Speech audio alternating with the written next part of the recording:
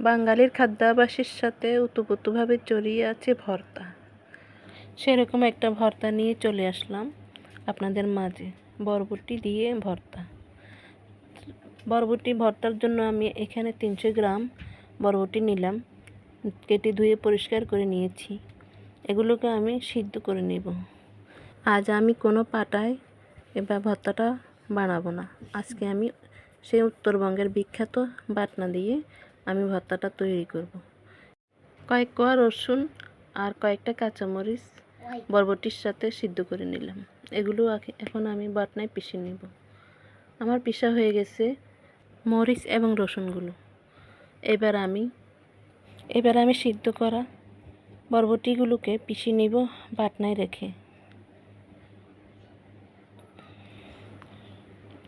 এভাবে বাটনায় পিষা ভর্তা অনেক স্বাদ হয়। দেখুন, এভাবে আমি বরবটিগুলো পিষে নিলাম। বরবটি পিষাগুলো এখন আমি একটা বাটিতে উঠিয়ে নেব।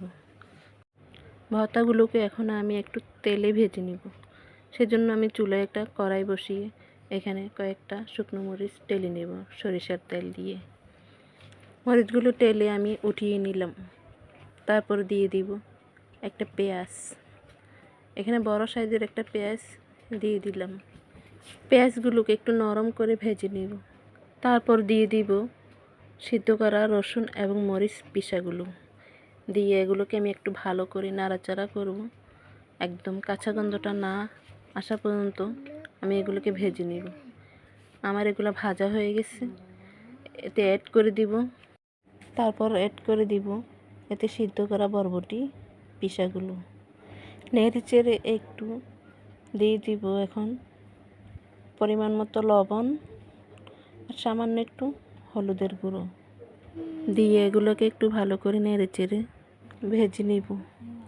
আপনারাও এভাবে বানিয়ে খেয়ে দেখবেন গরম গরম ভাতের সাথে, আঙ্গুল চেটেপুটে খাবেন। এত স্বাদকে ভর্তা। তো আমার ভর্তাটাও ফাইনালি হয়ে গেছে। ওঠানোর আগে আমি দিয়ে দিব শুকনো মরিচটা গুঁড়ো করে। নেড়ে চেড়ে এবার আমি একটা বাটিতে উঠিয়ে নিব। তারপর গরম গরম ভাতের সাথে পরিবেশন করুন। ভর্তাটা এত স্বাদ হয়েছে বলে বোঝাতে পারবো না।